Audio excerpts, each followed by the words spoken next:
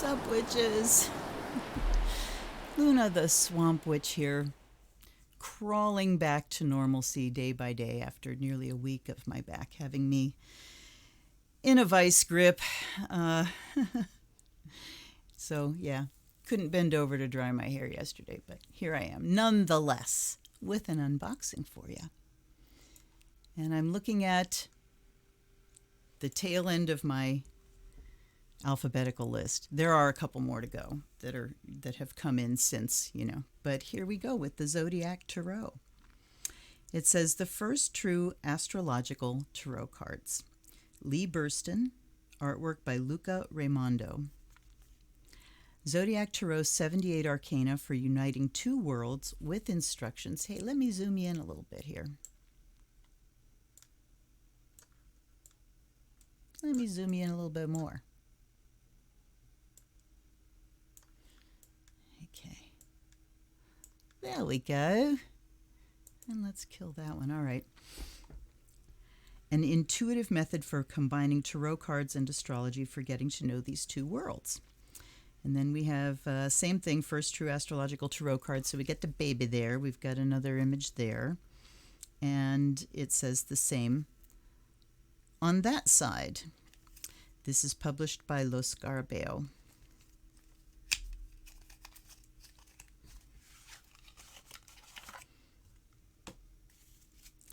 All right. We've got a little white book. We've got a standard deck. And, I'm getting to appreciate standard packaging more and more. The old school, old style packaging of just, a plain little box. It seems like a lot of things have gotten better in terms of packaging, great quality decks, but then things have kind of veered off into this focus on, ritzy packaging over functionality. So I do appreciate a standard style deck. All right. Look at the backs of the cards. Really nice design. Very intricate. Not really an allusion to the Zodiac in any way. And we get a facing card, Zodiac Tarot, Lo Scarabeo. And then we get what LS usually does with these standard package cards. It's just a list of a lot of other decks that they have. And of course, I want to immediately go through that list and see which ones I don't have and obtain those. All right. The Fool. And again, like the old school LS decks. And let's look at copyright here. Copyright. Oh, that's right. They put it in the back. 2007. So this was really before the packaging revolution. And so it is formatted as like all the LS decks were in those days with 6 languages on them and the image in the middle. So we get a big border and an image in the middle. And the Fool card, we have just a radio tower sending signals out. Magician. And we've got a little girl. Now I'm looking at these images down here. And you see that person. I don't know what that stands for. And then on this one, you see, come on. Oh, do the thing. There we go. Clearly Mercury or Hermes. So I wonder if that might be Jupiter. All right, I'm going to the book right away here to see if we can get some clues as we go through. The Hermetic Order of the Golden Dawn was founded in England 1888 by William Wynne Westcott, blah, blah, blah. Rosicrucian, the Golden Dawn distinguished itself from its predecessors by creating a brilliant system of occult systems, a brilliant synthesis of occult systems, including Christian Hermeticism, Kabbalah, astrology, Enochian magic, astral projection, and tarot. These disparate strands were woven together to create the foundation of a Western mystery tradition whose influence has continued to this day, most notably in the designs of the popular Rider-Waite Smith and Crowley-Harris Thoth tarot decks. Unlike those decks, So we give a whole introduction on those decks, and then we say this one's different. It focuses solely on the astrological attributions assigned by the Golden Dawn to each tarot card and leaves aside other parts of their system. The astrological concepts are placed into a modern-day context rather than the mythological context of some astrology decks or the medieval context of many tarot decks. The astrology is based on mainstream 20th century psychological interpretations rather than the Victorian interpretations that would have been used when the Golden Dawn was founded. The images of the Zodiac Tarot may seem unfamiliar because they're based primarily upon astrological considerations, although the astute reader will notice underlying connections to the GD's own divinatory meanings. This will enable you to focus on the astrology without having to juggle several competing systems in your mind. Thus, you're encouraged to put aside images from other decks, and with the help of the card meanings below, to work out for yourself how the Zodiac Tarot images were derived from the astrological concepts. Doing so will lead to new astrological insights into the tarot. So you have to know astrology to really get something out of this deck, is what that says to me. The 22 major arcana are assigned either a sign or one of 7 traditional planets, or in the Golden Dawn system, one of 3 elements. 3 elements. In the Zodiac Tarot, the 3 cards which the Golden Dawn assigned to elements will instead be assigned to the 3 modern planets, Uranus, Neptune, and Pluto. Okay, thus the Zodiac Tarot majors are comprised of 12 sign cards and 10 planet cards. That makes sense. The majors, signs and planets, are broken down into 3 categories. The majors, which are sign cards, are illustrated by showing places. The quadruplicities of the signs, whether they are cardinal, fixed, or mutable, are shown by the time of day seen on the card. Cardinal cards take place at daytime, fixed are at night, and mutable at either sunrise or sunset. The majors, which are planet cards, show people on them. These people are a modern family.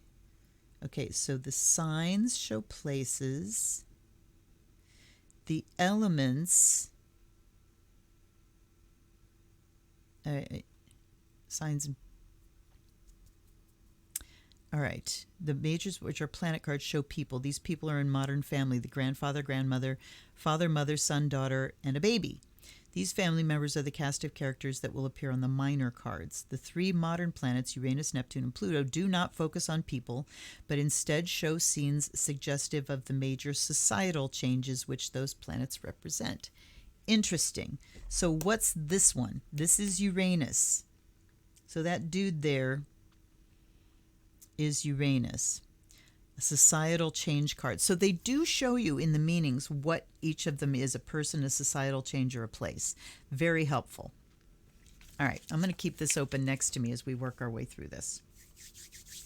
So the Fool is societal change and its technology, which is ruled by the planet Uranus. Let's move these a little bit so you can see better. All right. The Magician is a person, the daughter. Mercury is the planet. Mercury, okay, daughter, she's out playing. I'm not sure how they associate that with Mercury. Cardinal, fixed, or mutable. So this is just Mercury, so it's not a sign. So I guess when it's a sign, we'll see the quadruplicity coming in. The Priestess is the moon and the grandmother. Okay. The Empress is Jackie Kennedy, apparently. This is Venus and the mother. This is, okay, the Emperor is Aries. Here's the ram down here. And the place is the swing, so it's cardinal and it's daytime. Okay, but again, I mean, here's what I'm struggling with. They are named for tarot. They are named as tarot cards. But then we're asked not to consider what those things mean in the traditional tarot. Okay, onward. Taurus is the priest, and this would be nighttime. The Lovers is Gemini and dawn or dusk, okay, showing a library. The Chariot is Cancer, and it shows a mobile home. That's very interesting. So this would be daytime. Strength is Leo. We seem to just be going straight through the signs here. Nighttime, and it shows a stage. I wish they had renamed these. I really do. The Hermit is Virgo. And we've got sunset in a park. Wheel of Fortune is obviously not Libra. I think this has got to be Jupiter. Yes, Jupiter. We got Zeus down there, who is Jupiter in Roman iconography. All right, so the wheel, Jupiter, person, the father. Oh, and I've been missing. So when we go through the signs here, the places, we had Aries was the swing, Taurus was the church, Gemini was the library, Cancer, the mobile home, Leo, the stage, Virgo, the garden. All right, so this is the father, Jupiter, growth, abundance, confidence, tolerance, wealth, which those aren't the meanings for the Wheel of Fortune, so why are we calling it the wheel? That's the confusing part to me. All right, justice. Now we're back to the signs. Libra, and the place is the courtroom.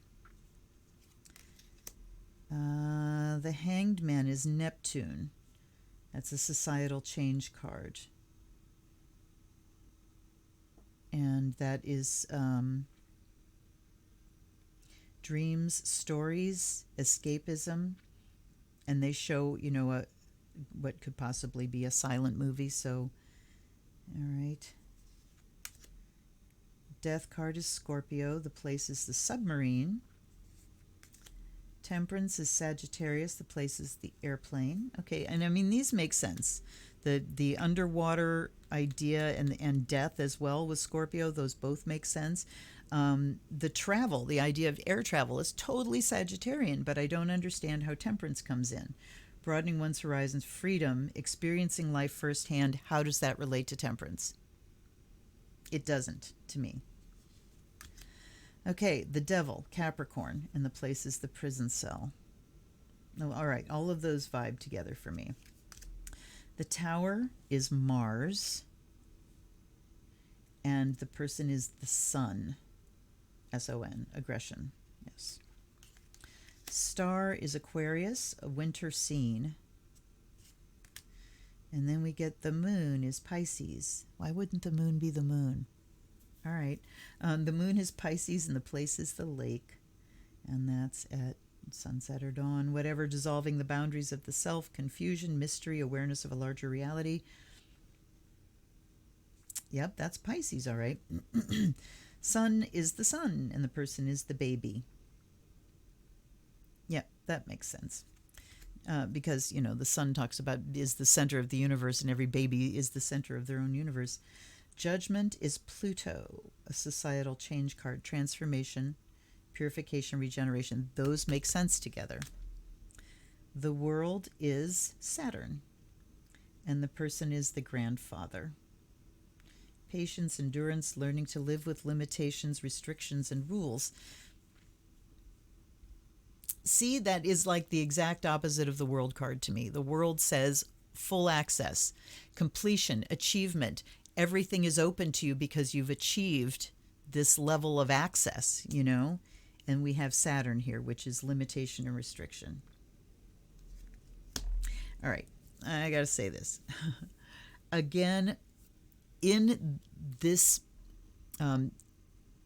LS era, you know, when the time when this deck was released, is the time that I've talked about before, where it seems as though Lo Scarabeo, rather than someone coming to them with this wonderful concept and deck and saying, you know, here's this artwork I've done in this great concept, will you publish it? It's like the publisher said, hey, why don't we do one like this? And then they went hunting for an artist or somebody to pull it together. And the fact that there's only, you know, these two little pages of description, and then we go into very short descriptions of meanings, because of course we've got 5 other languages to deal with in this little white book. I don't like it. All right, minor arcana. The suits of the minor arcana are torches, waves, clouds, and stones, corresponding to the traditional wands, cups, swords, and coins. The suits have been changed in order to emphasize the elemental qualities. Torches are fire, Yeah, it's easy. Decanates are an astrological technique in which each sign, composed of 30 degrees, is divided into 3 decans of 10 degrees each. Each decan is assigned a planetary ruler. The 36 numbered minor arcana, 2 through 10 of each suit, are assigned decans so that each card bears a planet and a sign. The 36 numbered minors show scenes that consist of people shown on the major cards, which are planets, in the places shown on the major cards, which are signs, according to the assigned decan. For example, the 10 of stones is assigned to Mercury in Virgo, so the card shows the daughter, Mercury, in the garden, Virgo. The 16 court cards are assigned combinations of elements. Each suit represents an element. The court card ranks are king, queen, prince, and princess. Each court rank also represents an element. Okay, so the king would be fire. King of wands would be fire of fire. The king of cups would be fire of water. So, for example, the king of clouds is fire of air. The card shows a torch for fire against a backdrop of clouds for air. And then we get, again, very short. You know, we show earth and fire, air and fire, water and fire, fire and fire. So here we describe them as the fire of fire. And here we describe it as fire in fire. So inconsistency there as well. It just, they, you know, as wonderful as Lo Scarabeo has been now with the current decks that they're producing, there are some serious issues with the old style ones. I just gotta say. All right, let's go through quickly. The Ace of Torches. And it just says fire, energy. That's it for the description. The Two of Torches. The beginning, Aries, of a burst of energy which inspires one to take action, and that's Mars.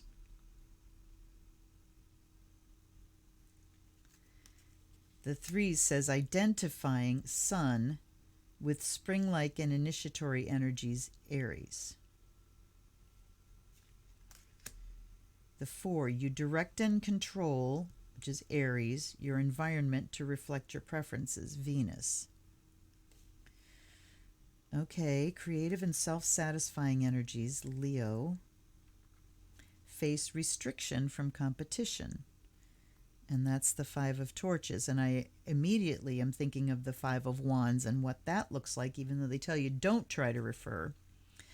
But again, if you're going to do a whole new system, why even bother trying to fit in the other one at all?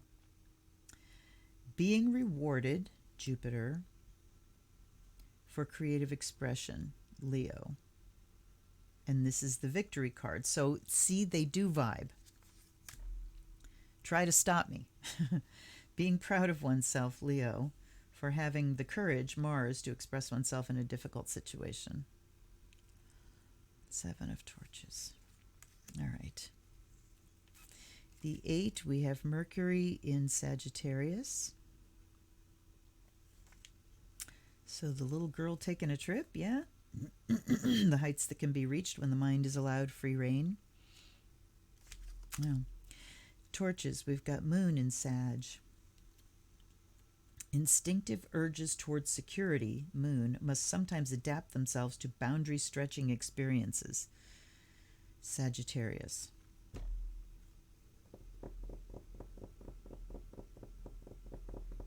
And I mean, I'm just kind of trying to fit the image of the grandmother getting on a plane here. All right, your goals and dreams, Sag, are weighed down by responsibilities. Saturn in Sag. That's the grandfather. Okay. Princess is, wait. Princess comes first. Earth in fire. So the way they would call this, you know, they talked about the way they were doing things here.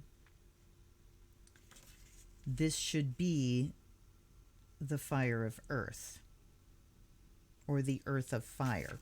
Okay, wait a minute. King of Cups would be fire of water. So the king is fire, the cups are water. So the suit comes second. So this should be the earth of fire. Fire, earth. Yikes. And the meaning says the practical aspects of creativity. That makes total sense, e.g. choosing the paintbrushes. All right. The prince is the heir of fire, using the intellect to guide and shape creative inspiration. Okay. The queen, and notice all we have here is, okay, so we see the background. Yes, earth, fire. So we've got the fire, the water of fire, creative efforts inspired by intuition, and then the fire of fire, the flaming heart of creation. Whew, it's exhausting. Now we've got water, the emotional life. And this says water, beauty, joy, fruitfulness. And with fire, all we got was energy. Okay. We got the moon in Libra, in a courtroom. You relate most effectively with others, Venus, by creating and identifying with a secure home base, Cancer. The meanings are very specific here. And one. So how do you get, you relate most effectively with others by creating and identifying with a secure home base. And we've got a grandmother in a courtroom on the witness stand. What the fuck, LS? All right, we're going quick now because I'm fed up. So we've got, who's that again? The three, Cancer, Mercury. What? Feelings of well-being and security. Cancer. Clouds. Okay, now I'm really fucking... Oh, that's why. Back up, y'all. I got my suits in the wrong order.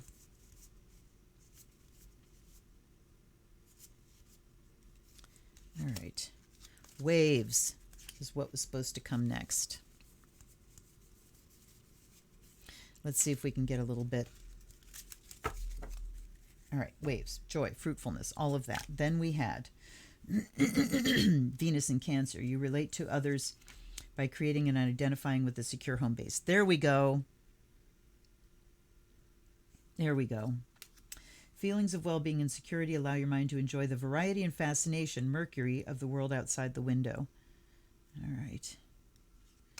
Then we've got Moon in Cancer. Tendency to be at home wherever you go. Okay, better. This is better. Unexpected intrusions, Mars, forces you to re-examine reality, Scorpio. Pardon. Sun in Scorpio. Experience longing to revisit the optimism and confidence you once felt. All right, I'm not going to read all of these.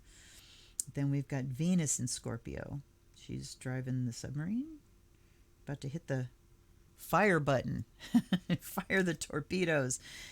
A woman in an evening gown in a submarine. What the fuck? A desire to win by using dark, powerful, and deadly energies. All right. Then we get the 8, which is Pisces. And that's Saturn. All right. I'm getting confused by the images, like who's Jupiter and who's Saturn. All righty. So we get the 8 of waves, the Nine of Waves. There's Jupiter. Appreciation of abundance and the deeper realities that underlie it. This is Pisces, Mars in Pisces. Earth and water.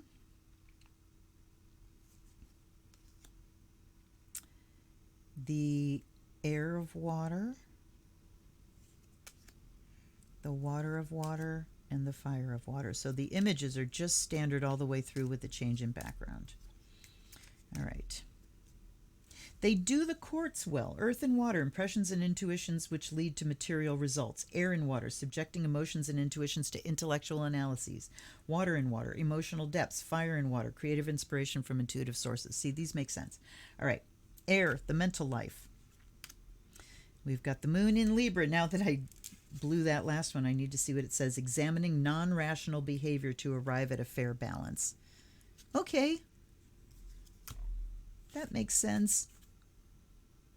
Restricting romantic possibilities for the sake of peace. Saturn in Libra. Jupiter in Libra. Venus in Aquarius, yes? Venus in Aquarius, pursuing one's desires in a ruthless manner, unaffected by empathy or compassion. Yikes. Whew. Got a naked woman in there. All right. And then we've got the Six of Clouds, which is Mercury in Aquarius. Moon in Aquarius. Instinctively rebelling against what is expected. Then we have too much attention to detail, Jupiter in Aquarius. These really are good astrologically. Attempting to understand Gemini, we've got Mars in Gemini, attempting to understand that aspect of human nature which indulges in aggression, rage, and war. Okay, what's that say? Holocaust? Wow. We got the Bebe, Sun in Gemini, having the arrogance to believe that a subject or person is not worth one's time. Okay. Earth and air, manifesting ideas in concrete reality. Air and air, a purely intellectual approach untouched by emotional or material concerns. Water and air, emotionally tinged thoughts, strategies, or plans based on intuition rather than rationality. And fire and air, using words creatively, whether as an author or to inspire or lead others. All right. Now we got the stones. Have you got the stones? Jupiter in Capricorn. Potentials and possibilities are released from restricting energies. So he's opening the door, not closing the door. I wish that guy were faced the other way then. Mars in Capricorn. Accomplishing structured or menial tasks enthusiastically. Those are really good sentences, good astrological sentences. The ego creates its own prison. Wow, Sun in Capricorn. Mercury in Taurus. The mind becomes restless when it focuses on overly conservative and materialistic aspects rather than the spiritual realities that underlie them. That's chock full. Moon in Taurus. Let's just whip through here and do a reading. This is Saturn in Taurus. Sun in Virgo. Yes, the 8. Identifying with one's work. Venus in Virgo. Finding beauty in a perfectly ordered environment. There really are good astrological sentences here. Mercury in Virgo. The benefits of modest and ordinary activities. Then we've got the Earth of Earth, inner structure of the world around us. Air and earth, making practical down-to-earth plans. Water and earth, enjoying beauty and comfort on a physical level. And fire and earth, molding materials into new forms. All right. Wow. Watch Luna get confused. All right. Watch Luna light her charcoal.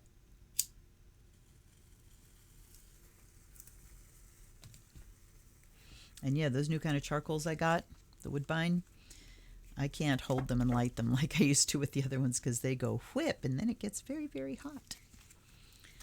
All right, let's do a shuffle. Thank the gods for that, at least, you know.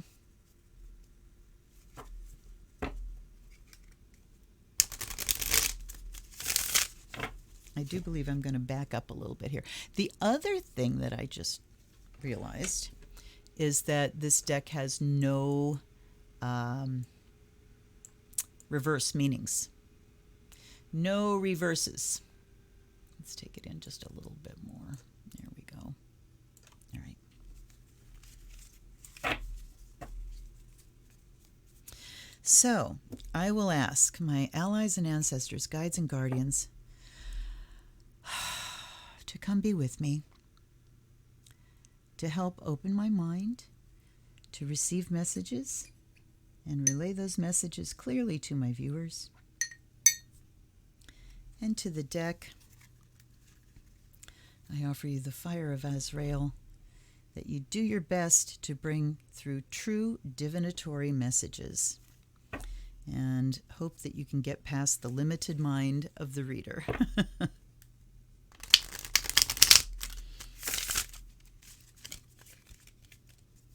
They're long. They're long and lean cards, but they shuffle nicely. All right, let's do a couple more. Then we'll cut shuffle and we'll take 3 off the top. So, what do my viewers need to know today? What do we need to know in order to move beyond merely surviving and into thriving? And particularly if anyone is struggling, what we can do to really open up and go beyond. Reclaim. I mean, where I'm at right now is in reclaiming the shreds of my life before things started falling apart at the end of November. So what kind of messages? We'll take 3 off the top. What do we need to do? And one of them came out already. I'm still going to take 3 off the top. The King of Stones, which is the fire of earth, and that was molding materials into new forms. All right. Yeah. And then we have the water of water. So we've got 2 quartz out here, molding materials into new forms and emotional depths. So right away, I'm going to leave those separate and we're going to take 3.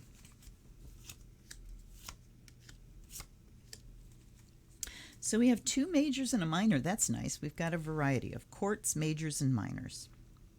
So these 2 first are talking about getting your hands on some materials and creating something. So how do we bust the doldrums? And as I'm shooting this, we're at the end of winter. You know, we're going into our last month of winter. It's March 1st shooting this. And that means we're in the doldrums. That means everybody's like, you know, plus we're in the pandemic doldrums.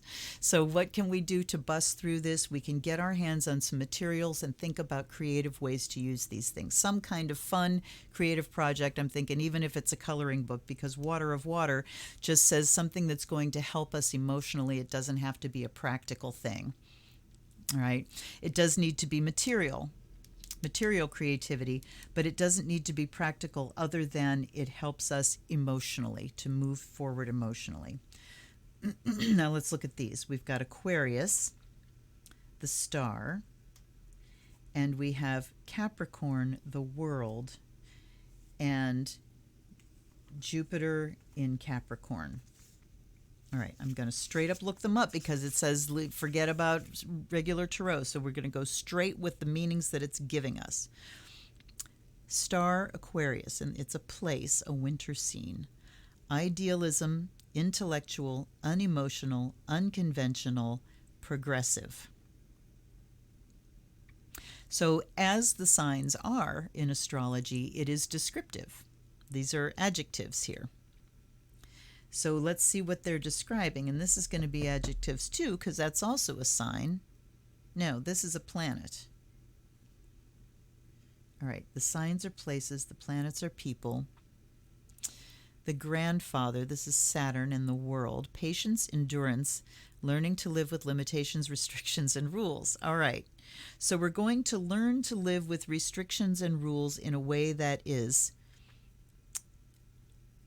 idealistic, intellectual, unemotional, unconventional, and progressive. So it's saying that rather than getting lost emotionally in the limitations and the restrictions of the pandemic and the end of winter, that we need to kind of look at these restrictions dispassionately. And, this is about endurance here. How can can you endure? Can you just hang in there until things shift? I was talking to my sister-in-law the other day about it, and I said, this is an endurance test. The pandemic is an endurance test, and the ones that are going to pass the test are the ones that can hang in there through the sufferfest and just keep doing what's the right thing to do, rather than bailing out into the emotional and going, I can't help it, I just need to have something and then doing something that's risky because you need it emotionally so much. So that's what this is talking about, this test of endurance, and that we need to set the emotional aside. And here talking about pouring that emotion into some kind of creative project, taking care of our emotions that way so that we can be unemotional when it comes to dealing with the restrictions of this pandemic. Okay, well, they're talking. I got to give them that much. And then the last card here is the Two of Stones.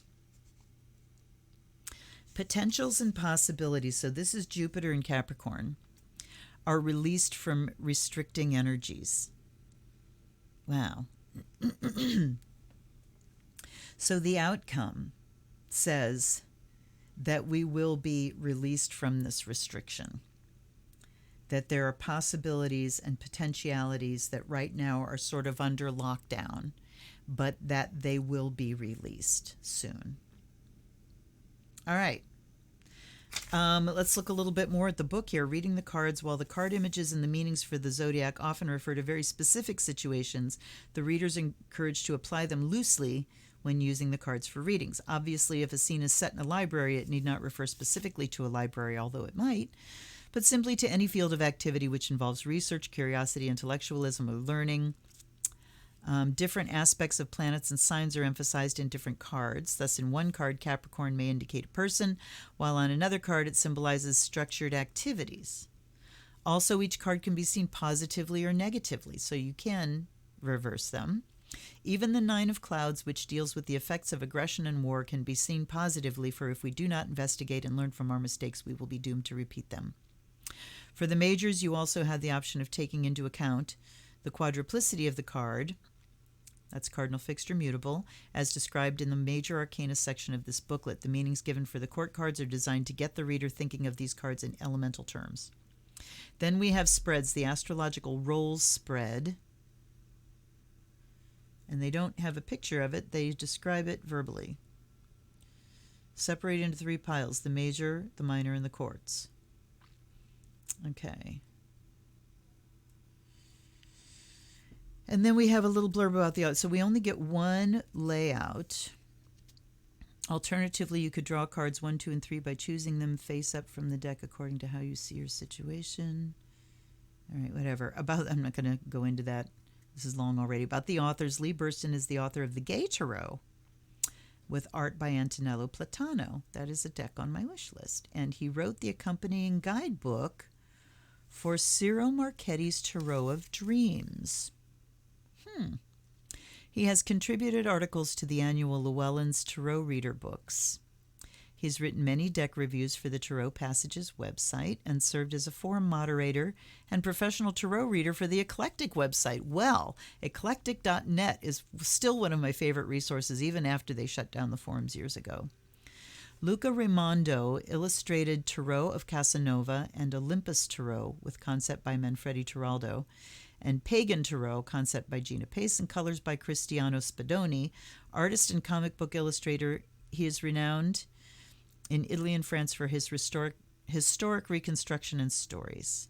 Special thanks to Bonnie Wells. Okay. It is readable. It is most certainly readable, and in that way worth spending time with. I mean, it does certainly resonate with astrological meanings of things, and it certainly did give us a reading. There's no doubt about that. So, yeah, I mean, It's just got that LS thing from that particular era of theirs, but it does work as a deck. Would it be a deck that I reach for all the time? Nah, it wouldn't. It really wouldn't. Anyhow, I'm glad it's in the collection. You know, as an astrologer and as a tarot reader, I do appreciate the deck and I appreciate having it in the collection. I hope you appreciate it too and got something of use from that. I don't know whether this deck is in print or not. I didn't check ahead of time, and I apologize for that. I'm kind of glad to be back. I feel like I was gone for a hell of a long time. You know, I was gone mentally for longer than I was gone temporarily, if that makes any sense at all to you. It's always hard after I've been laid flat for a while for whatever reason, whether it's my adrenals or my back or whatever. It just is a hard crawl back. So I'm glad to start getting back in the swing of things. Hopefully you'll see my hair looking better next time. Do you care? I don't know. All right, you guys, thank you so much for hanging out with me. And thank you particularly for my gifters and donators that sent me some stuff in the last week. And I will be calling you out by name when I'm in my live stream and reading the decks that I got. If you would like to send a donation to support my work, there are links below. I truly, truly appreciate and bless every single thing that is donated. No donation is too small. I also appreciate my gifters who have chosen a deck off my wish list and sent it to me and will get a personal reading from me when I review that deck. I still have Discord. I still have Patreon. My patrons have just gotten the third installment of the Flat Wheel, and they are now prepped for really starting to look at how to read charts. And I hope that you go join Patreon at the Priestess level so that you can get in on those instructional videos as well. I will see you on Wednesday, I hope, for a live stream.